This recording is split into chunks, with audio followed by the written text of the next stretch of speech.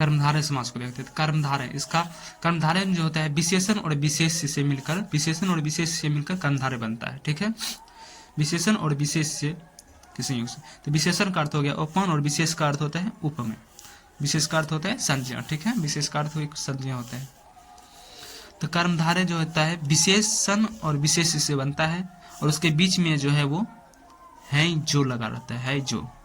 कर्मधारय में विशेषण और विशेष से बनता है और उसके बीच में है जो लगा रहता है। ठीक है, तो समस्त पद में लिंग का निर्धारण उत्तर पद के आधार पर किया जाता है। लिंग का जो निर्धारण किया जाता है समस्त पद में वो उत्तर पद के अनुसार किया जाता है। विशेष का जो लिंग वचन होता है, विशेष का जो लिंग वचन होता है विशेषण का भी वही लिंग वचन होना चाहिए। समानाधिकरण तत्पुरुष का ही दूसरा नाम कर्मधारय समास है। अब जैसे नील गगन, अब इसका क्या करेंगे लिंग निर्धारण। देखो नील गगन, नील क्या है विशेषण है, गगन क्या है विशेष्य। गगन क्या है विशेष्य, नील क्या है विशेषण। तो गगन स्त्रीलिंग है पुल्लिंग, गगन है पुल्लिंग, तो इसका क्या करेंगे नील उत्तर पद के अनुसार जो है पूर्व पद का भी लिंग निर्धारण करेंगे। तो उत्तर पद क्या है पुल्लिंग है, तो ये क्या करेंगे नीला है जो गगन वही नील गाय। इसका क्या करेंगे गाय क्या है विशेष्य है, नील क्या है विशेषण है और क्या क्या है स्त्रीलिंग है। तो इसका उत्तर पद के अनुसार पूर्व पद का भी लिंग निर्धारण करेंगे। तो पूर्व पद नील है, तो नीला है जो गाय नहीं करेंगे क्योंकि गाय स्त्रीलिंग है ना, इसी के अनुसार इसका लिंग होगा पूर्व पद का। तो नीली है जो गाय। ठीक है, तो नीली है जो गाय वही महाराजा। राजा क्या है विशेष्य है, महा क्या है विशेषण। तो राजा पुल्लिंग होता है, तो महान है जो राजा, महान है जो राजा। अब महारानी, रानी क्या है विशेष्य है और रानी क्या है स्त्रीलिंग भी है और महा क्या है विशेषण है।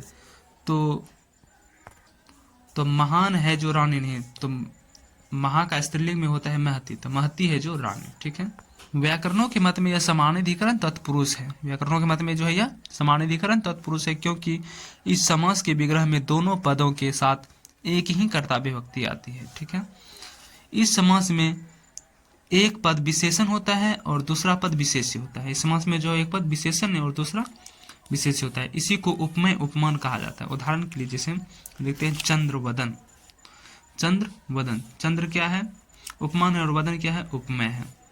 जैसे वदन क्या है विशेष्य है और चंद्र क्या है विशेषण है, तो चंद्रवदन क्या हो जाएगा विग्रह क्या हो चंद्रमा के समान है जो वदन। कमलाक्ष, तो कमल और अक्षी से मिलकर बना है कमलाक्ष, तो कमल के समान है जो अक्षी यानी आंखें। तो इसमें कमल जो है वो उपमान हो जाएगा और अक्षी जो है वो उपमेय होगा, यानी अक्षी जो है वो विशेष्य होगा और कमल जो होगा विशेषण होगा। ठीक, तो कर्मधारय समास के उदाहरण जिसमें सत परम लघु उपसर्ग वाले होंगे। तो सदगुरु, तो सत्य है जो सदगुरु नहीं सदगुण, सत्य है जो गुण, सत्य मीन्स अच्छा है जो गुण। सधर्म, सत्य है जो धर्म वही सधर्म। परम पुरुष का विग्रह करेंगे, परम है जो पुरुष यानी परम है जो पुरुष वह कर दिए तो वह बहुविधि हो जाएगा यानी ब्रह्मा। परमात्मा, परम है जो आत्मा। सदाशय, सत आशय, इसका संधि होगा सत्य और आशय, तो सत्य है जो आशय। लघु भवन, लघु है जो भवन। विशेष है कु क सु स दूर महाश्रेष्ठ बद खुश मंद तीव्र अल्प सत परम पूर्ण आदि उपसर्ग युक्त समस्त पदों में कर्मधारय समास होता है क्योंकि ये विशेषतावाची उपसर्ग है जो कि अव्ययीभाव समास में पढ़े थे। ठीक है ना, तो उदाहरण के लिए सुफल यानी सु है जो फल यानी अच्छा है जो फल। सुदर्शन, सु है जो दर्शन यानी अच्छा है जो दर्शन। कुमति, कुमिस होता है बूढ़ा या बूढ़ी, तो कु है जो मति तो बूढ़ी है जो मति। कुमित्र, कु है जो मित्र यानी बुरा है जो मित्र। कुपुत्र, कु है जो पुत्र। सुपुत्र, सु है जो पुत्र। सुपुत्री, सु है जो पुत्री। सुकन्या, सु है जो कन्या। काजल, का है जो जल। ठीक, शुभावसर, शुभ है जो अवसर। शुभेच्छा, शुभ है जो इच्छा। अल्पाहार, अल्प है जो आहार। अल्पसंख्यक, अल्प है जो संख्यक। अल्पायु, अल्प है जो आयु। बहुवचन, बहु है जो वचन। बहुविकल्प, बहुत है जो विकल्प। बहुरूपिया, बहुत है जो रूप। मंद गति, मंद है जो गति। तीव्र है जो वेग, तीव्र वेग। नील कमल, नील है जो कमल। नीलकंठ, नील है जो कंठ वही कर देंगे अगर नीला है जो कंठ जिसका, नीला है कंठ जिसका वो बहुब्रीहि हो जाएगा भगवान शिव के लिए। नीलांबर, नीला है जो अंबर। नील गगन, नीला है जो गगन। पीतांबर, पीत है जो अंबर। प्रिय मित्र, प्रिय है जो मित्र। श्वेतांबर, श्वेत है जो अंबर। कृष्ण का, कृष्ण यानी कि काला। कृष्ण है जो काक। श्याम घन, श्याम है जो घन यानी बादल। श्याम वर्ण, श्याम है जो वर्ण। रक्त, रक्त कमल, रक्त के समान है जो कमल या रक्त वर्णी है जो कमल। कृष्ण सर्प, कृष्ण है जो सर्प। विशेष क्या है? किसी समस्त पद के पूर्व पद में रंगवाची वर्णवाची शब्द हो तो, रंगवाची वर्णवाची शब्द हो तो वहाँ कर्मधारय समास होगा, किंतु रंगवाची शब्द के साथ किसी पौराणिक पात्र का बोध होता है। क्योंकि रंगवाची शब्द के साथ जो है वो किसी पौराणिक पात्र का बोध होता है, तो वहाँ बहुव्रीहि को प्राथमिकता देनी चाहिए। जैसे पीताम्बर, नीलकंठ। पीताम्बर का अर्थ विष्णु हो गया, कृष्ण हो गया, नीलकंठ का अर्थ शंकर हो गया। यानी क्या क्या है इसमें कि किसी समस्त पद के पूर्व पद में अगर रंगवाची या वर्णवाची शब्द हो तो कर्मधारय का उदाहरण होगा, किंतु अगर वह किसी पौराणिक पात्र का बोध कराए तो वो बहुव्रीहि हो जाएगा। ठीक है, अब कुछ उदाहरण देखते हैं। महाविद्यालय, महान है जो विद्यालय। महाप्रज्ञ, महती है जो प्रज्ञा यानी बुद्धि, बुद्धि स्त्रीलिंग होता है। महात्मा, महान है जो आत्मा। महायोग, महान है जो योग। महादेव, महान है जो देव। महावीर, महान है जो वीर। महारानी, महती है जो रानी। देखो रानी क्या है? महा और रानी, प्रथम पद ये हो गया, उत्तर पद ये हो गया, तो रानी क्या है? ये विशेषण है। महा क्या है? विशेषण, और रानी क्या है? विशेष्य। तो उत्तर पद के अनुसार इसका लिंग निर्धारण होगा। रानी क्या है? स्त्रीलिंग, तो महा का भी स्त्रीलिंग बनेगा महती। महा का स्त्रीलिंग क्या बनेगा? महती। महती है जो रानी। महर्षि, महान है जो ऋषि। खड़ी बोली, खड़ी है जो बोली। खुशहाल, खुश है जो हाल। बद्ध, बद्ध है जो बू। दुर्गंध, दूर है जो गंध। दुष्कर्म, दुष्ट है जो कर्म। अध कचरा, आधा है जो कचरा। शिष्टाचार, शिष्ट है जो आचार। शिष्ट फूल, शिष्ट है जो पुरुष। मधुफल, मधुर है जो फल। मधुकथन, मधुर है जो कथन। गुणीजन, गुणी है जो जन। मीनाक्षी, मीन है जो अक्षी के समान। पूर्णेंदु, पूर्ण है जो इंदु। पूर्णांक, पूर्ण है जो अंक। उड़न खटोला, उड़ता है जो खटोला। नवयुक्ति, नभ है जो युवती। दीर्घायु, दीर्घ है जो आयु। उन्नत वृक्ष, उन्नत है जो वृक्ष। उन्नत जीव, उन्नत है जो जीव। लघुत्तर, लघु है जो उत्तर। लघु उद्योग, लघु है जो उद्योग। अंधविश्वास, अंध है जो विश्वास। अंधभक्त, अंधा है जो भक्त। पूर्णावतार, पूर्ण है जो अवतार। सूर्यमुखी, सूर्य के समान है जिसका मुख। भ्रष्टाचार, भ्रष्ट है जो आचार।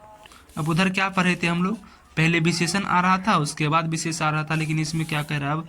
कर्मधारय समास में समस्त पद में जब पहले विशेष आ जाए और उत्तर पद में विशेषण हो तो समास विग्रह करते समय उत्तर पद को पहले लिखेंगे एवं पूर्व पद को जो जिसका बाद लिखेंगे, जो या जिसका बाद लिखेंगे। ठीक है, यानी क्या बोल रहा है? पहले क्या आ रहा था? विशेषण पहले आ रहा था। पहले क्या आ रहा था? विशेषण जो है पहले आ रहा था। देख लो, जैसे ये महाराजा, तो महा क्या है? विशेषण, और राजा क्या है? विशेषण। लेकिन अब वो जो बोल रहा है कि अंतिम पहले विशेष्य आएगा और अंतिम में विशेषण आएगा।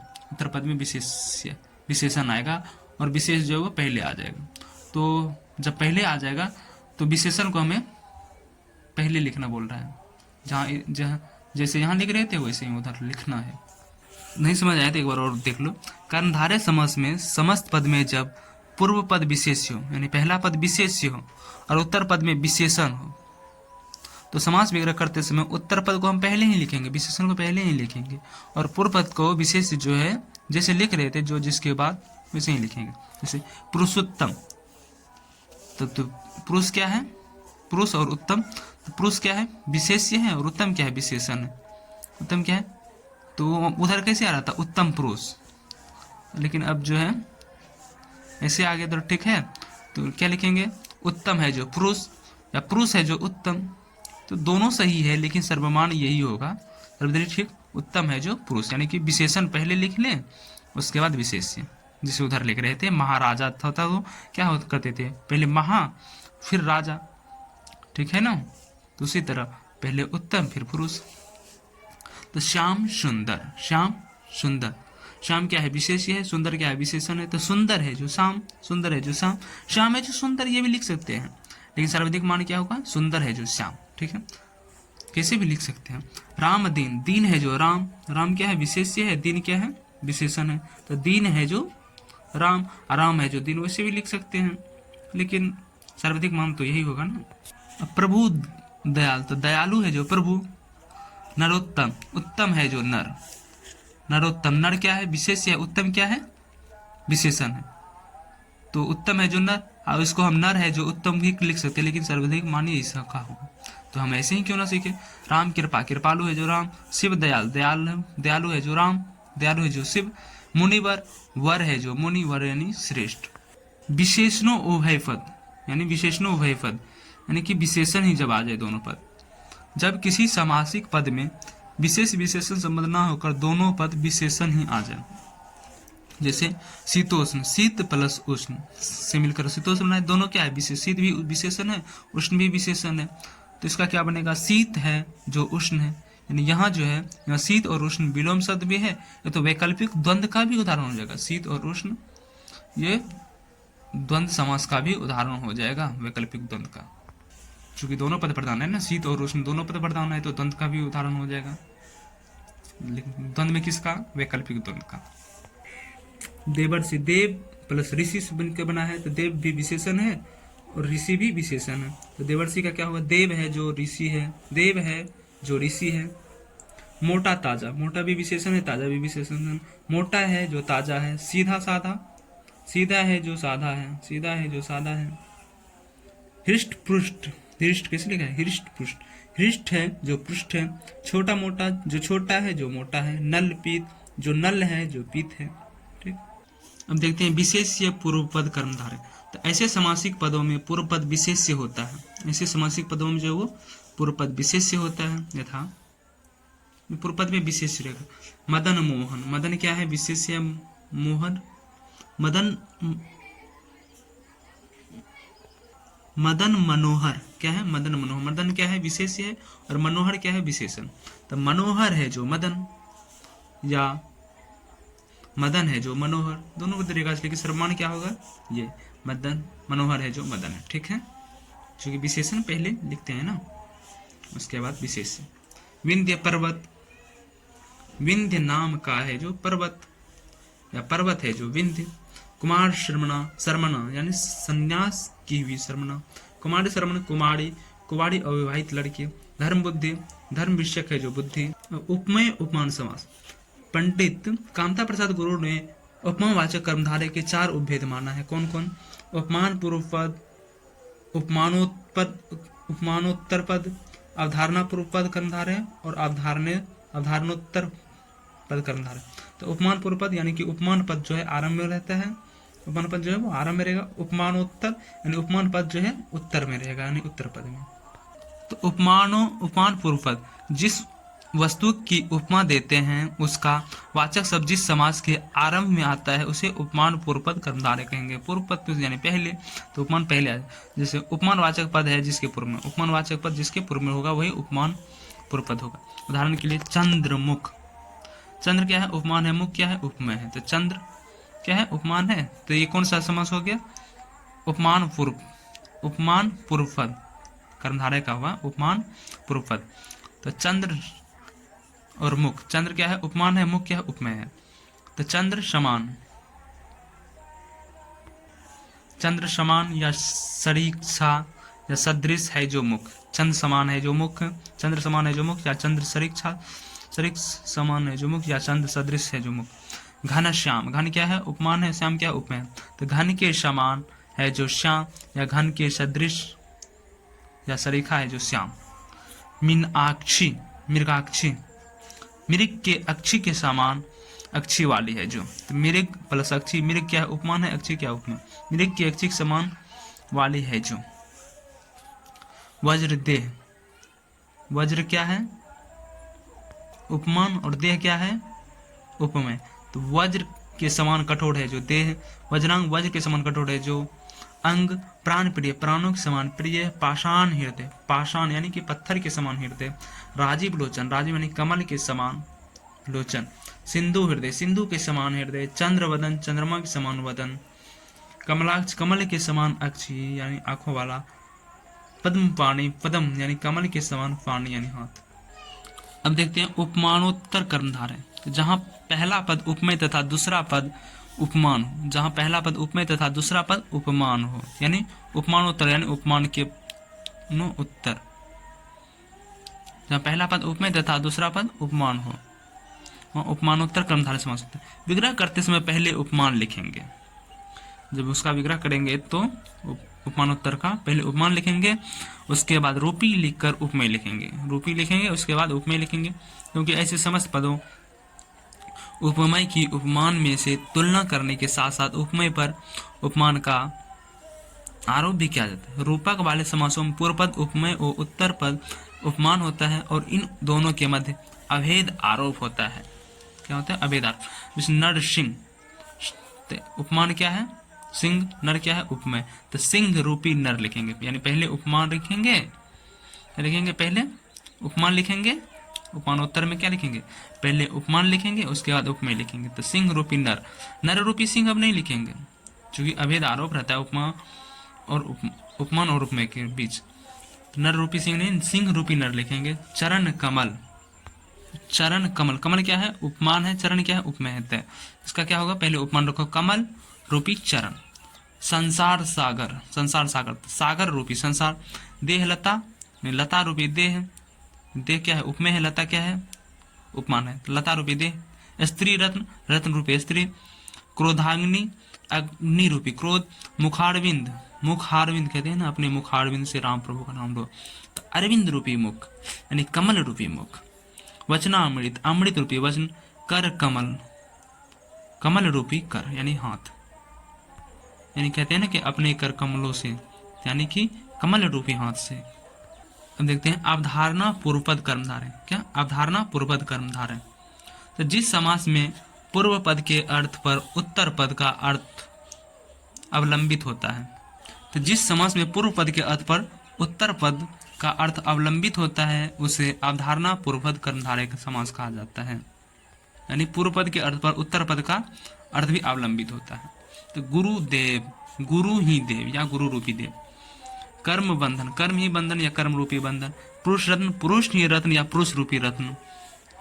बुद्धि बल, बुद्धि ही बल या बुद्धि रूपी बल। धर्म सेतु, धर्म ही सेतु या धर्म रूपी सेतु। पुत्र रत्न, पुत्र ही रत्न या पुत्र रूपी रत्न। विद्या रत्न, विद्या ही रत्न या विद्या रूपी रत्न। गौ माता, गौ ही माता या गौ रूपी माता। भवकूप, भव ही कूप या भव रूपी कूप। मोह पास, मोह ही पास या मोह रूपी पास। दहेज दानव, दहेज ही दानव या दहेज रूपी दानव। अब अवधारणोत्तर कर्मधारय देखते हैं। तो जिस समास में पूर्व पद के अर्थ पर पूर्व पद का अर्थ अवलंबित यानी निर्भर करता है, वे अवधारणोत्तर कर्मधारय होते हैं। यानी जिस समास में पूर्व पद के अर्थ पर पूर्व पद के अर्थ पर ही पूर्व पद का अर्थ निर्भर करता है, तो वही होता है। जैसे साधु समाज प्रयाग, साधु समाज रूपी प्रयाग। ठीक है, तो चलिए दोस्तों अब द्विगु समास को स्टार्ट करते हैं। तो द्विगु अर्थ से ही स्पष्ट है, द्विगु। द्वि का अर्थ होता है दो और गु का अर्थ होता है गाय। यानी कि क्या है? पहला संख्या है, दूसरा संज्ञा है। द्विगु में वो संख्या प्लस संज्ञा होता है ना, तो द्विगु। दो क्या है? संख्या। द्वि और गु, दो का अर्थ होता है, द्वि का अर्थ होता है दो, गु का अर्थ होता है गाय। यानी दो गाय, ये अर्थ ध्यान में रखो कि दो गाय। द्विगु का अर्थ दो गाय। दो क्या है? संख्या है, गाय क्या है? संज्ञा है। तो संख्या प्लस संज्ञा जब समूह का बोध करे, यानी किन्हीं वस्तुओं के समूह की सूचना दे, तब वही वो द्विगु होता है। संख्या प्लस संज्ञा मिलकर जब किसी समूह का अर्थ प्रकट करे, तो वही द्विगु होता है, द्विगु समास। ठीक है, तो संख्या प्लस संज्ञा मिलकर द्विगु बनता है। ऐसा नहीं कि संख्या पहले संख्या आए फिर संज्ञा, तो संज्ञा प्लस संख्या भी आ सकता है, पहले संज्ञा फिर संख्या भी आ सकता है। ठीक है, नोट। तो संख्या प्लस संज्ञा मिलकर अगर पौराणिक पात्र, स्थान विशेष, पुस्तक विशेष और विशेष अर्थ, पौराणिक पात्र संख्या प्लस संज्ञा मिलकर अगर पौराणिक पात्र, स्थान विशेष या पुस्तक विशेष या विशेष अर्थ प्रकट करे, तो वह द्विगु समास नहीं होगा, तब वो बहुवरी होगा। क्या होगा? बहुवरी। वही है कि वाले में यानी संख्या प्लस संज्ञा मिलकर अगर पौराणिक पात्र, स्थान विशेष, पुस्तक विशेष या विशेष अर्थ वाले में संरचना, इन सब वाले में अगर संरचना भले ही संख्या प्लस संज्ञा का हो, किंतु वहां द्विगु समास नहीं होगा। भले ही इसमें संख्या प्लस संज्ञा की संरचना हो, पौराणिक पात्र, स्थान विशेष, पुस्तक विशेष या विशेष अर्थ में, किंतु वहां द्विगु समास नहीं होगा, वहां पर बहुव्रीहि समास होगा। क्या होगा? बहुव्रीहि समास होगा। किंतु अगर परीक्षक विकल्प में बहुव्रीहि ना दे और वो हमसे द्विगु ही कहलवाना चाहे, तो हमें क्या दिक्कत है भाई? द्विगु ही मार देंगे। परीक्षक अगर विकल्प में बहुव्रीहि ना दे, वो द्विगु का ऑप्शन दे, तो हम द्विगु ही कर देंगे। ठीक है। यथा त्रिनेत्र, त्रि का अर्थ होता है क्या, तीन, और नेत्र का अर्थ तो नेत्र तो जानबे ही करते हो आंख। तो तीन क्या है, संख्या है, नेत्र क्या है, संज्ञा। संख्या प्लस संज्ञा तो मिल गया, तो ये तो होना चाहिए संरचना द्विगु का।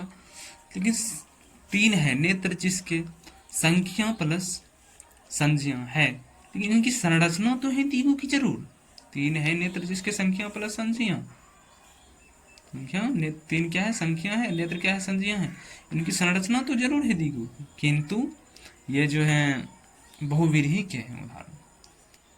अब कैसे, चूंकि यहाँ पहले स्पष्ट कर दिया है कि संख्या प्लस संज्ञा मिलकर अगर पौराणिक पात्र, स्थान विशेष, पुस्तक विशेष और विशेष अर्थ कोई प्रकट करे तो वह द्विगु नहीं होगा, वो बहुव्रीहि होगा। क्या होगा, वो बहुव्रीहि होगा। ठीक है। और जैसे चतुर्भुज, तो चतुर का अर्थ होता है, चतुर का अर्थ होता है चार, और भुज भुज का अर्थ भुजा। तो चतु प्लस भुज से मिलकर बना है, तो संख्या हो गया और भुजा संज्ञा हो गया। तो चार भुजा, तो चार जो है वो संख्या हो गया, भुजा जो है वो संज्ञा हो गया। तो चार है भुजा जिसके, तो वैसे तो ये है संरचना इसकी द्विगु को, तो द्विगु होना चाहिए, लेकिन द्विगु नहीं होगा, ये बहुव्रीहि के उदाहरण है। क्योंकि ये भगवान विष्णु की चार भुजा होते हैं, तो ये बहुव्रीहि के हैं, पौराणिक पात्र है ना ये। सप्त ऋषि, सात ऋषि विशेष हैं जो, सात ऋषि विशेष हैं जो बहुव्रीहि के उदाहरण होंगे। अब किसी भी सात ऋषि को हम सप्तऋषि नहीं कह देंगे। चौराहा, चार राहों का समूह, तो चौराहा, चौ का अर्थ होगा चार, राह का अर्थ होगा संजय, तो चार राहों का समूह। किसी भी चार राह, जहाँ पे चार राह मिल रहे हो, चार रास्ता मिल रहा हो, तो उसे हम चौराहा कर देंगे, किसी को भी। तो चार राहों का समूह, चार हो राह जहां, तो द्विगु के उदाहरण हो जाएंगे।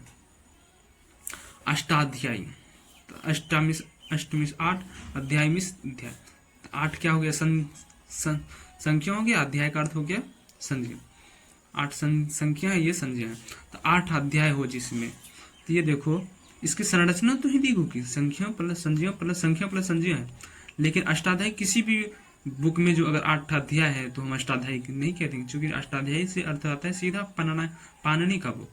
तो 8 अध्याय का हो जिसमें वो अष्टाध्यायी या बहुव्रीहि का उदाहरण है, पुस्तक विशेष। पंजाब, 5 है नदियां जहां, अब किसी भी 5 नदियों को हम पंजाब नहीं कह देंगे, 5 है नदियां जहां, वो पंजाब में ये बहुव्रीहि का है, स्थान विशेष। छत्तीसगढ़, छत्तीसगढ़ है जिसमें बहुवचन, छत्तीसगढ़ में जो है छत्तीसगढ़ था और उसे छत्तीसगढ़ ही कहा जाने लगा। अब ये नहीं कि हम किसी को 32 गढ़ है तो हम 32 गढ़ का समूह है तो हम उसे 32 गढ़ों कहने लगेंगे, जी नहीं, 32 गढ़ों का समूह तो द्विगु हो जाएगा। ठीक है। पंचवटी, 5 वृक्षों वटों का समूह। अब ये नहीं कि कहीं भी 5 वृक्ष है तो उसे हम पंचवटी कह देंगे, नहीं, ये तो भगवान राम ने जहाँ पे कुटी बनाई थी मध्य प्रदेश में, वो है पंचवटी। ठीक है। तो जहाँ पूर्व पद संख्यावाचक, आगे देखते हैं हम, जहाँ पूर्व पद संख्यावाचक हो, उत्तर पद संज्ञावाचक हो तथा समुचे समासिक पद से किन्हीं वस्तुओं या पदार्थों का समूह सूचित होता है, क्या समूह सूचित हो, तो वो द्विगु समास होगा। द्विगु समास की समूह बोध एक निजी विशेषता है, द्विगु समास की समूह बोध एक निजी विशेषता है। संख्या पूर्वे द्विगु, संख्या पूर्वे द्विगु पाणिनि का सूत्र है। पंडित कामता प्रसाद गुरु ने क्या कहा, जिस कर्मधारय समास में पहला पद संख्यावाचक होता है, कामता प्रसाद गुरु ने क्या कहा, जिस कर्मधारय समास में पहला पद संख्यावाचक होता है और जिससे समुदाय का बोध होता है उसे संख्या पूर्व कर्मधारय कहते हैं। क्या, संख्या पूर्व कर्मधारय कहते हैं। जहां पूर्व पद संख्या हो एवं उत्तर पद संज्ञा हो तो वहां द्विगु समास होता है। पूर्व पद संख्या और उत्तर में संज्ञा हो तो वो द्विगु समास होता है। अब पुस्तक विशेष को देखते हैं। अभी जो बताए थे, क्या बताए थे कि संख्या प्लस संज्ञा मिलकर अगर पौराणिक पात्र, स्थान विशेष, पुस्तक विशेष विशेष अर्थ दे तो वो द्विगु समास नहीं होगा, चूंकि ये तो क्या होगा, ये बहुव्रीहि होगा। पौराणिक पात्र, स्थान विशेष, पुस्तक विशेष और विशेष अर्थ को छोड़कर वो द्विगु होगा। लेकिन ये सब जो होगा पौराणिक पात्र सब ये बहुव्रीहि हो जाएगा। ठीक। तो पुस्तक विशेष देखते हैं। संज्ञा प्लस संज्ञा, पुस्तक विशेष, तो संख्या प्लस संज्ञा तो वो द्विगु नहीं होगा। पुस्तक विशेष में संख्या प्लस संज्ञा की तो संरचना लगे तो वो द्विगु होगा, द्विगु नहीं होगा, वो बहुव्रीहि होगा जो पुस्तक विशेष। अष्टाध्यायी, अष्ट 8 अध्याय का, तो 8 संख्या है, अध्याय संज्ञा है, तो ये इसकी संरचना तो है द्विगु, चूंकि ये द्विगु नहीं होगा तो ये क्या होगा, ये बहुविधि होता है। अष्ट 8 अध्याय है जिसमें क्या होगा, ये बहुविधि। पंचतंत्र, तो 5 है तंत्र यानी ज्ञान सूत्र जिसमें, वो बहुविधि होगा। सतसई यानी 700, तो 700 दोहों वाली पुस्तक है जो बहुविधि हो जाएगा। ये नहीं कि हर किसी में भी 702 है तो हम उसको सही कहें, जी नहीं। पंचांग 5 है अंग जिनमें, 5 है अंग जिनमें। अब पौराणिक पात्र, संख्या प्लस संज्ञा तो होगा, तो द्विगु नहीं होगा तो बहुविधि होगा। अब पौराणिक पात्र को देखते हैं, इसमें संख्या प्लस संज्ञा तो रहेगा किंतु वो द्विगु नहीं होगा, तो क्या होगा, बहुविधि होगा। तो त्रिलोचन, त्रि का क्या हो गया 3, और लोचन का मतलब नयन, तो 3 है लोचन जिनके, तो भगवान शिव होगा ना, ये बहुविधि का उदाहरण है। संरचना तो है इसकी द्वंद्व की, द्विगु की, लेकिन ये द्विगु होगा नहीं। त्रिनयन 3 है नयन जिनके, चतुर्मुख 4 है मुख जिनके, पंचानन 5 है आनंद जिनके, षडानन 6 आनंद है जिनके, यानी कौन, कार्तिकेय। सन्मुख 6 यानी 6 मुख है जिनके, षडभुजा 6 है भुजा जिसके, षड दर्शन 6 यानी 6 है दर्शन विशेष, अष्टावक्र 8 स्थानों से वक्र है जो पाणिनि जो था, एक दंत 1 है दंत जिनके गणेश, सप्तऋषि वो जो 7 ऋषि हैं, सहस्त्राक्ष वह जिसके सहस्त्र 1000 अक्षी हैं, इंद्र, सहस्त्रानन वह जिसके सहस्त्र आनंद है, इंद्र विष्णु, इंद्र और विष्णु, सहस्त्र बाहु वह जिसके सहस्त्र बाहु हैं, दशानन या दशावनन वह जिनके 10 आनंद हैं, रावण। स्थान विशेष पंजाब छत्तीसगढ़ पंचवटी, पंजाब 5 है नदियां जहाँ, छत्तीसगढ़ है जिसमें पंचवटी 5 वृक्षों का समूह। ठीक, तो अर्थ विशेष के वाचक देखते हैं, इसकी भी संरचना तो रहेगी संख्या वाला संज्ञा की, लेकिन ये बहुविधि होगा, द्विगु नहीं होगा। तिरंगा, कोई भी 3 रंगों से बने हुए रंग को हम तिरंगा कह देंगे क्या, कोई भी 3 रंगों को हम तिरंगा कह देंगे नहीं, तो 3 है रंग जिसमें, वो भारतीय ध्वज को कहेंगे, भारतीय ध्वज है वो, ठीक है। किसी भी 3 रंगों के समूह को हम तिरंगा नहीं कहते हैं, ठीक है। त्रिपीटक 3 पीटकों का संग्रह विशेष, त्रिफला 3 फलों का विशेष समूह, अब किसी भी 3 फलों के विशेष को हम त्रिफला नहीं कह देंगे, तो कौन होता है, अरहर वरहर और आंवला, अरहर वरहर और आंवला ये त्रिफला होता है। तब मैं आम सेब कटहल ले आया तो बोल दूंगा कि अरे मैं तो त्रिफला लाया, तो वो नहीं, 3 फलों का विशेष समूह जो कि अरहर बरहर और आंवला होता है। नवरात्र, किसी भी 9 दिन को हम नवरात्र नहीं करेंगे, तो वो 9 रात्रियों का समूह जो कि कार्तिक वो सब में जो होता है। त्रिवेदी 3 वेदों को जानने वाला। त्रिदोष 3 दोषों का समूह विशेष, वात पित्त और कफ, वात पित्त और कफ। त्रिवेणी 3 वेणियों यानी नदियों का संगम जो कि प्रयाग में है। त्रिलोकी 3 लोकों को जानने वाला। त्रिशूल 3 है शूल यानी कांटे जिसमें, त्रिशूल। 30 को मारकर खाने वाला। दोगला 2 तरह की गल यानी बात करने वाला। नवग्रह 9 ग्रहों की समूह। पंचामृत 5 है जो अमृत यानी दूध, घृत, दही और भी कुछ है। अष्ट छाप यानी 8 कवियों का दल। किसी भी 8 कवि को हम अष्ट छाप नहीं कह देंगे, यही हिंदी साहित्य में अष्ट कवियों, अष्ट छाप कवि का जो वर्णन मिलता है वो वाला है। सप्तपदी 7 पद चलने की क्रिया जो कि हिंदू में विवाह की रीति होती है, 7 पद 7 चलने की, ठीक है, उसी को सप्तपदी कहेंगे। अब ये नहीं कि हम भी 7 पद चल दिए तो हम भी सप्तपदी कहलाएंगे, जी नहीं। सतमासा 7 माह में जन्म लेने वाला बालक विशेष। चतुर्मास 4 मासों का समूह विशेष। चहुमुखी 4 है मुख जिसके। 4 पाई 4 है पेड़ जिसमें। चौपाल जिसके 4 पाल हो। गांव में पंच विशेष जो होता है 4 मुखिया। छप्पर 6 है पद जिसमें। सितार 3 है तार जिसमें, ना जिसमें कि 3 तार होता है वही सितार कहलाता है। 9 लाख रुपए का मूल्य वाला हार। पर्यायवाची वाले अधिकांश शब्द जो होते हैं वो बहुविधि के होते हैं। पर्यायवाची वाले शब्द जितने होते हैं वो अधिकांश बहुविधि के होते हैं, ठीक है। अब द्विगु समास के उदाहरण को देखते हैं जो कि प्रॉपर द्विगु समास कहते हैं। चतुर्भुज तो 4,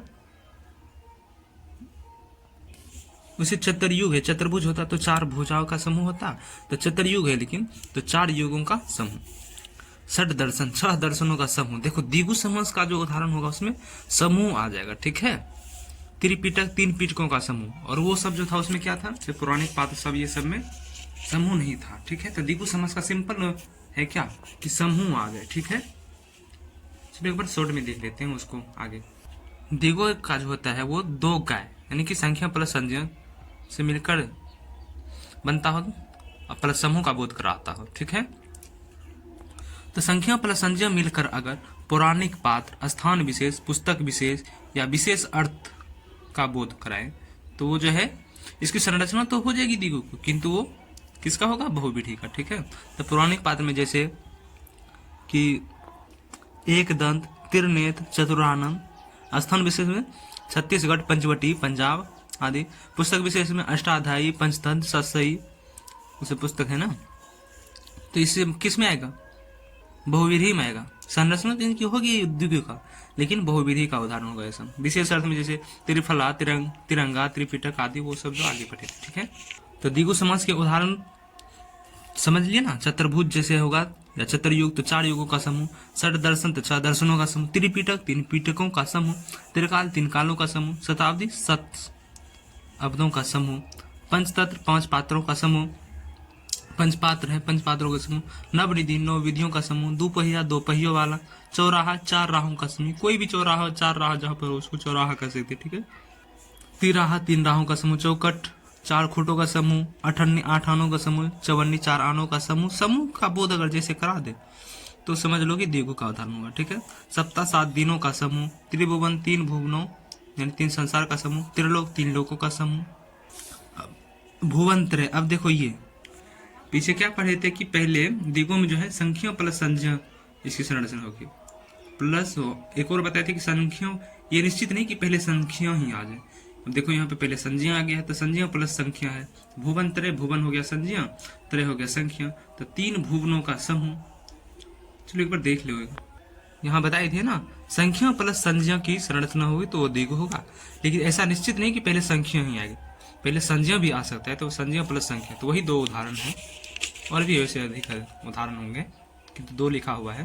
तो भुवन त्रय, भुवन क्या है, संज्ञा है, और त्रय संख्या, तो संख्या अब की बार लास्ट में आ गया, तो 3 भुवनों का समूह।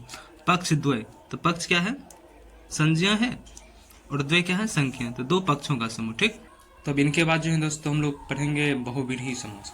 ठीक है, चलो अब लेके चलते हैं आपको बहुविधी समास की तरफ। तो बहुविधी को स्टार्ट करते हैं। तो सबसे पहले एक भगवान विष्णु का श्लोक है, उसको पढ़ लेते हैं। तो क्या है,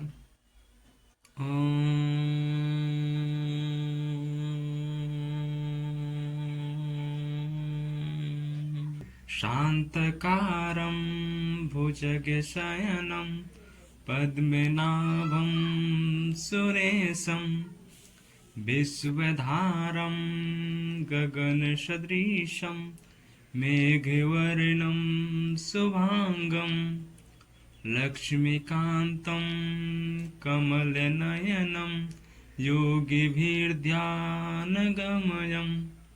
वन्दे विष्णु भवभयहरं सर्वलोकैकनाथं, वन्दे विष्णु भवभयहरं सर्वलोकैकनाथं, सर्वलोकैकनाथं। तो ये श्लोक जो है भगवान विष्णु का, और ये सभी बहुविधी समास हैं, और ये भगवान विष्णु का सभी जो है ये पर्यायवाची है। ठीक है, तो बहुविधी, बहु का अर्थ क्या हुआ, बहु प्लस विधि से मिलकर बनता है बहुविधी। ठीक, बहु का अर्थ होता है बहुत, और विधि का अन्न, तो बहुत अन्न, तो बहुत है अन्न जिसके पास, वो बहुविधी। तो बहुविधी का जो अगर विग्रह भी करेंगे तो क्या होगा उसका विग्रह, बहुत है अन्न जिनके पास। ठीक है, बहुविधी समास में कोई भी संरचना नहीं होती है, जहाँ समस्त पद में आए। बहुविधी समास में संरचना नहीं होती, ये तो अर्थ प्रधान है। ठीक है, जहाँ समस्त पद में आए दोनों ही पद गौण होते हैं अर्थ की दृष्टि से, तथा ये दोनों पद मिलकर किसी तीसरे पद की विशेष में कुछ कहते हैं, और यह तीसरा पद प्रधान होता है, तो यह बहुविधी समास कहलाता है। ठीक है, एक बार शॉर्ट में समझ लेते हैं, जो पीछे समझे थे प्रथम पद और उत्तर पद। तो जिसका प्रथम पद प्रधान हो वो अव्ययीभाव समास, जिसका द्वितीय पद प्रधान हो वो तत्पुरुष, तत्पुरुष का ही भेद है, कर्मधारय और द्विगु। तत्पुरुष कर्मधारय और द्विगु का जो है द्वितीय पद प्रधान होता है, और जिसका दोनों पद प्रधान हो वो द्वंद्व, जिसका दोनों पद प्रधान हो वो द्वंद्व, और जिसका दोनों पद गौण है, कोई तीसरा पद ही प्रधान हो वो बहुव्रीहि समास होता है। ठीक है, नोट, पर्यायवाची वाले शब्द जो है अधिकांश बहुव्रीहि के उदाहरण होते हैं। पर्यायवाची वाले शब्द जो है वो अधिकांश बहुव्रीहि के उदाहरण होते हैं। ठीक है, सभी संधियों, नोट, सभी संधियों और समासों से निर्मित शब्द यौगिक शब्द होते हैं। विशेष बहुव्रीहि समास से बने हुए शब्द योगरूढ़ शब्द की श्रेणी में आते हैं। बहुव्रीहि समास से बने हुए शब्द जो है वो योगरूढ़ शब्दों की श्रेणी में आते हैं। योगरूढ़ शब्द उन्हें कहा जाता है जिनमें ना कोई संधि हो, ना समास हो, ना उपसर्ग हो, और ना ही प्रत्यय हो। ठीक है, कर्मधारय, कर्मधारय की संरचना क्या थी? विशेषण प्लस विशेष से मिलकर बनता था। कर्मधारय जो बनता था विशेषण प्लस विशेष से। तो बहुव्रीहि जो है, बहुव्रीहि किससे बनता है? वो विशेषण प्लस विशेष, विशेषण से ही बनता है। विशेषण, दोनों पद विशेषण ही होगा, तो विशेषण प्लस विशेषण मिलकर क्या बनता है? विशेष से बनता है बहुव्रीहि। यह था जैसे वीणा पानी, वीणा क्या है? विशेषण है, पानी क्या है? विशेषण है। तो वीणा पानी यानी कि इसका क्या होगा? वीणा है पानी में जिसके, पानी मिस हो जाता है हाथ, पानी मिस क्या हो जाता है? हाथ। वीणा भी विशेषण है, पानी भी विशेषण था। तो वीणा पानी का मतलब विशेष क्या बन गया? सरस्वती। वीणा पानी किसे कहते हैं? सरस्वती कहते हैं। तो वीणा पानी का विग्रह होगा वीणा है पानी, यानी कि वीणा है हाथ में जिसके वह, यानी वीणा है पानी में जिसके वह। ठीक है, बहुव्रीहि समास वहां होता है जहां समस्त पद में आए दोनों ही पद गौण होते हैं अर्थ की दृष्टि से, तथा दोनों ही पद गौण होते हैं अर्थ की दृष्टि से, तथा ये दोनों पद मिलकर किसी तीसरे पद के विषय में कुछ कहते हैं, तीसरा पद के विषय में कुछ कहते हैं, और तीसरा पद प्रधान होता है बहुव्रीहि में। ठीक है, पंडित कामता प्रसाद गुरु ने क्या कहा है? जिस समास में कोई भी पद प्रधान नहीं होता हो, और समास कोई भी प्रधान नहीं होता, और जो समस्त पद अपने पदों से भिन्न किसी संज्ञा या विशेषण होता है। क्या बोला? जिस समास में कोई भी पद प्रधान नहीं होता, और जो समस्त पद अपने पदों से भिन्न किसी संज्ञा का विशेषण होता है, किसी संज्ञा का विशेषण होता है, उसे बहुव्रीहि समास कहते हैं। जब समस्त पद में आए दोनों पद किसी तीसरे पद की संकेत और तीसरे पद की ओर संकेत करें, जब समस्त पद में आए दोनों पद किसी तीसरे पद की ओर संकेत करें तो वह बहुव्रीहि होता है। ठीक है, और देखो, पौराणिक देवी देवताओं, ऋषि, संत, महात्माओं, स्थलों के लिए रूढ़ प्रसिद्ध हुए शब्द तथा उन शब्दों के समस्त पर्यायवाची शब्द बहुव्रीहि समास के उदाहरण बनते हैं। कौन कौन? पौराणिक देवी देवताओं, ऋषि, संत, महात्माओं, स्थलों के लिए जो। ठीक है, और व्युत्पत्ति की दृष्टि से बहुव्रीहि समास के समस्त उदाहरण योगरूढ़ शब्दों की श्रेणी में आते हैं। व्युत्पत्ति की दृष्टि से बहुव्रीहि समास के समस्त उदाहरण जो है वो क्या बनते हैं? योगरूढ़ शब्दों की श्रेणी में आते हैं। अब सरस्वती का देखते हैं हम। सरस्वती का पर्याय क्या क्या है और उसका विग्रह क्या है? सरस्वती का विग्रह, तो वीणा पानी भी सरस्वती कहते हैं, ये सब पर्यायवाची हो गया सरस्वती जी का। तो वीणा पानी, तो वीणा है पानी यानी कि हाथ में जिसके, तो वीणा पानी सरस्वती को क्यों कहते हैं? तो वीणा है पानी में जिसके, यानी वीणा है हाथ में जिसके। ठीक है, कौन? सरस्वती है। वाग देवी, वाक प्लस देवी से मिलकर बनता है वाग देवी। वह जो वाक यानी वाणी की देवी है, वो जो वाणी की देवी है कौन है? वाग देवी यानी सरस्वती। वीणा धारणी, वह जो वीणा को धारण करती है। वीणा धारणी का विग्रह क्या होगा? वह जो वीणा को धारण करती है। वीणा धारणी क्यों कहते हैं? वह जो वीणा को धारण करती है वो वीणा धारणी हुआ। पद्मासना, पद्मासना सरस्वती को क्यों कहते हैं? वे जो पद्म यानी कि कमल के आसन वाली है। ठीक है, वो यानी वो जिसका कमल आसन हो। हंसवाहिनी, हंस रूपी वाहन पर विराजमान होने वाली है। हंसवाहिनी हंस रूपी वाहन पर विराजमान होने वाली है। ज्ञानदात्री, वह जो ज्ञान की दात्री है। ज्ञानदात्री का विग्रह क्या होगा? वह जो ज्ञान की दात्री है, और ज्ञान की दात्री है जो, दोनों विग्रह होगा दोनों प्रकार से। ठीक है, अब हनुमान को देखते हैं। हनुमान का क्या क्या है? पर्यायवाची ये सब चीज हो गया। तो पहले कहते हैं अंजनी सूत, वे जो अंजनी के सूत हैं, वे जो अंजनी के सूत हैं। वज्रांग, वज्र के समान कठोर अंग है जिनके, वज्र के समान कठोर अंग है जिनके। ठीक, कपीश्वर, वह जो कपी का ईश्वर है। कपीश्वर क्यों कहते हैं हनुमान को? वह जो कपी का ईश्वर है। आंजनीय, वह जो अंजनी का पुत्र है। पवन सुत, पवन सुत क्यों कहते हैं? वह जो पवन का पुत्र है। महावीर, महान है जो वीर वह महावीर। राम भक्त, राम का है जो भक्त। ठीक, इतने पढ़िया नहीं है, और भी देखना है तो आप देख लेना बुक में, महेश्वर की बुक में, ठीक है। विष्णु का देखते हैं, इसका है पद्मनाभम पुंडरीक। पद्मनाभम जो कहते हैं वे जिनके नाभि में पद्म है, यानी भगवान विष्णु की नाभि से कमल कमल है निकले। पुंडरीक वे जो पुंडरीक यानी कमल के समान है। पुंडरीक मीन्स क्या होता है, कमल। वे जो पुंडरीक के समान है। पुंडरीकाक्ष वे जिनकी अक्षी पुंडरीक के समान है। वे जिनकी अक्षी पुंडरीक के समान है। ऋषिकेश वे जो ऋषिक यानी कि इंद्रियों के ईश है, स्वामी हैं। कौन, विष्णु है। शेषशायी वे जो शेष पर शयी यानी शयन करते हैं, शेष यानी कि नाग पर। चक्रपाणी चक्र जिसके पानी में है, पानी में हाथ, चक्र जिसके हाथ में है यानी चक्र जिसके पानी में है। चतुर्भुज वे जिनकी 4 भुजाएं हैं। श्री वे जो श्री यानी कि लक्ष्मी के ईश है।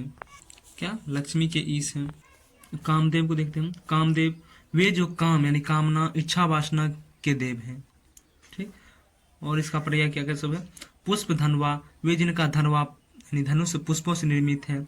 मकर ध्वज वे जिनका मकर का ध्वज है, वे जिनका मकर का ध्वज है। पंचस्वर वे जिनका 5 तरह के पुष्प निर्मित सर है।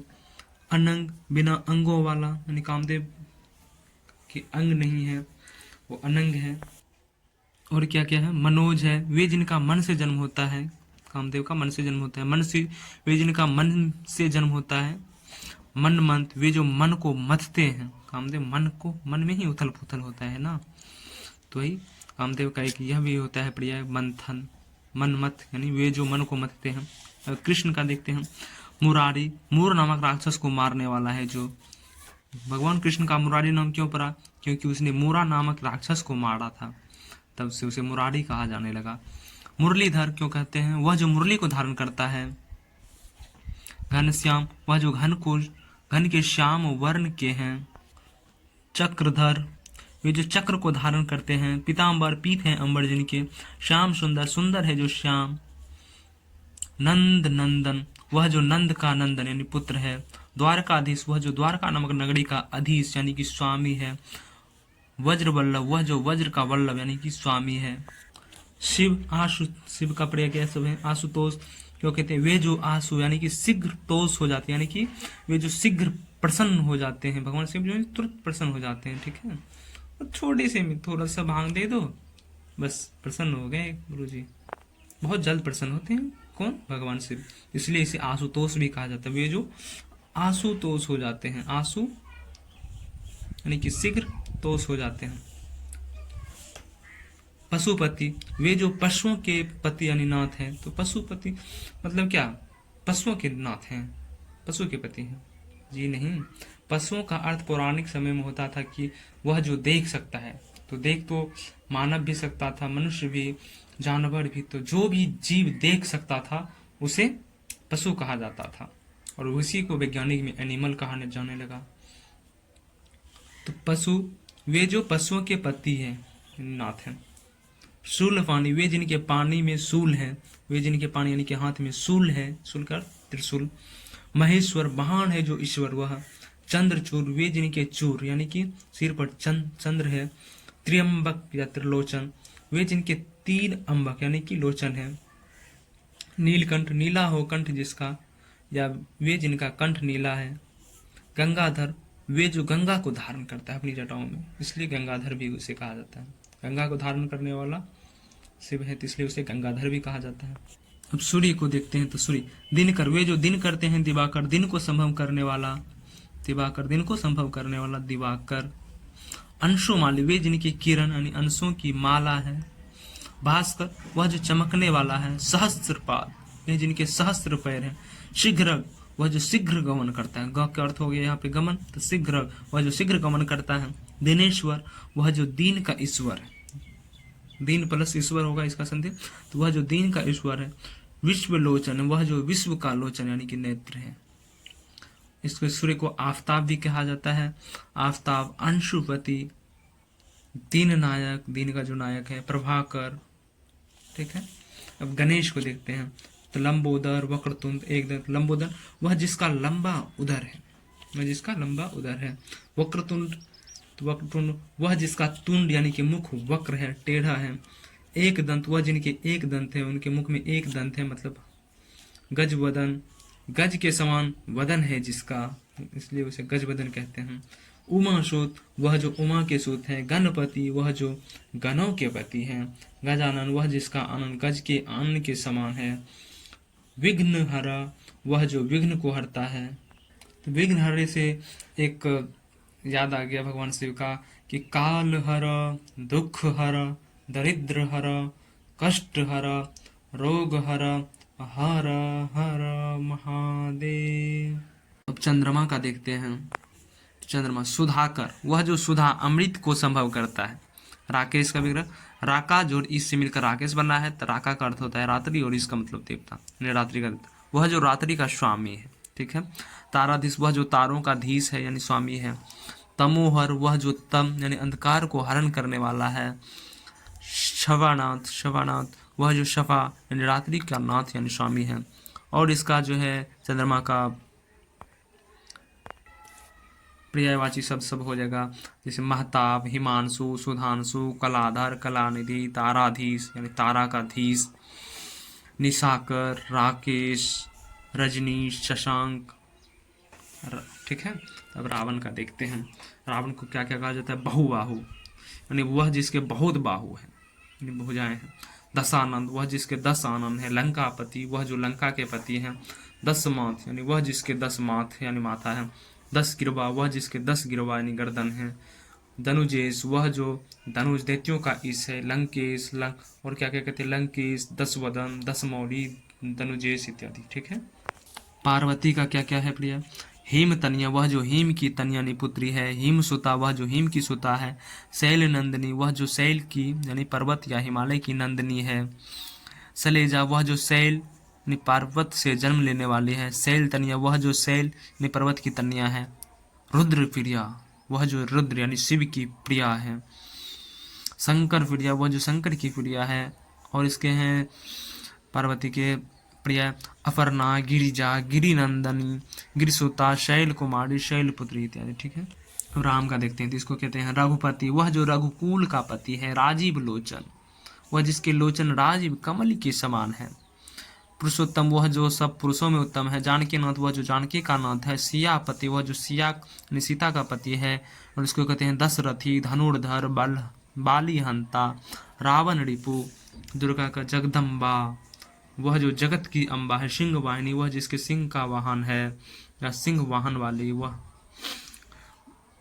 अष्टभुजा वह जिसके अष्टभुजाएं हैं। शिखर वासिनी वह जो शिखर पर वास करती है, जैसे कश्मीर में शिखर पर वास कर रही है।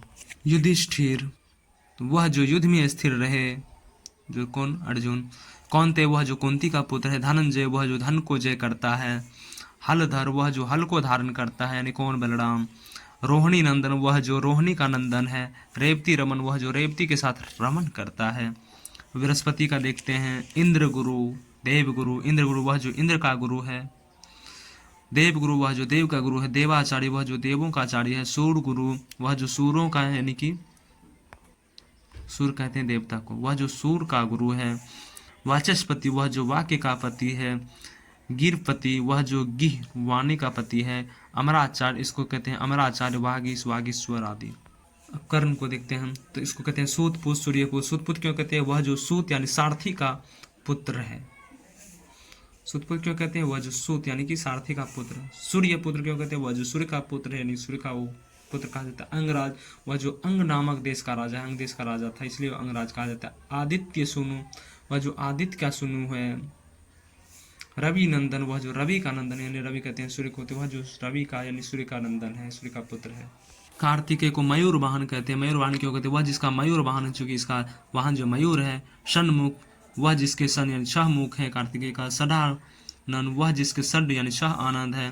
शंभु नंदन वह जो शंभु का नंदन है। अंबिके मयूर केतु, शिखी ध्वज गुरुमुखी गुरु के मुख से निकली हुई, जैसे पंजाबी लिपि है। 12 सिंगों वाला पशु। वसुंधरा वह जो वसु यानी कि रत्न धन को धारण करती है, वही वसुंधरा है।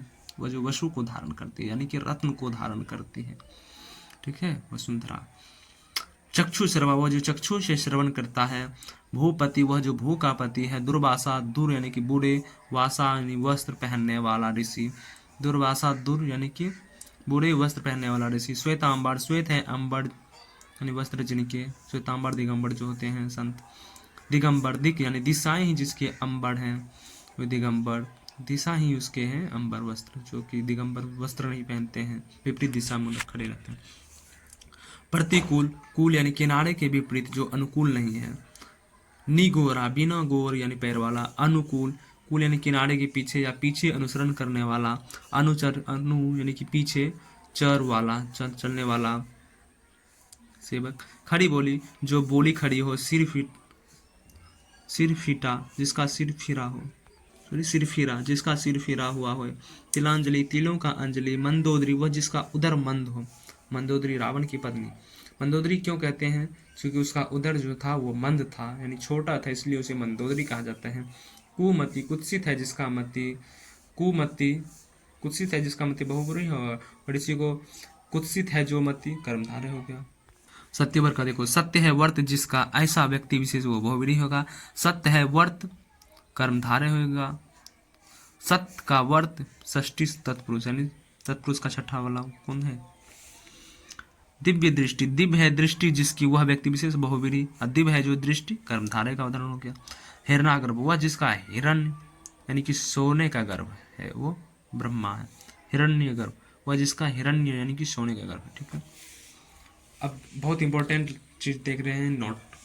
यानी पानी के समस्त पर्यायवाची शब्दों में ज जोड़ने से कमल अर्थ प्रकट होता है। पानी के समस्त पर्यायवाची शब्दों में अगर ज हम जोड़ देते हैं तो ज से का अर्थ होता है जन्म लेना, तो जोड़ने से कमल अर्थ प्रकट होता है। जैसे जलज, यानी जल में जन्म लेने वाला कौन? कमल।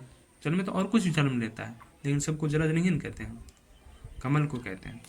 अम्बुज, जल में जन्म लेने वाला, ज से जन्म लेने वाला, ज का अर्थ हो गया कमल। नीर, नीरज, नीर यानी कि नीर में जन्म लेने वाला, ज का अर्थ होता है कमल। पंख यानी कीचड़ में जन्म लेने वाला, कौन? कमल। क्या बोले? पानी के समस्त पर्यायवाची शब्दों में ज अगर जोड़ दिए तो वह कमल का अर्थ प्रकट करेगा, जलज, अम्बुज। ठीक है, अब बोले जल के पर्यायवाची में अगर धी जोड़ने पर, धी जोड़ दे तो समुद्र का वाचक बनेगा। जैसे जलधि, समुद्र का पर्याय हो गया। जल में अगर धी जोड़ दिए तो समुद्र का हो जाएगा, जलधि। पयोधि, अम्बुधि, अम्बु भी पर्याय है पानी का, तो अम्बुधि।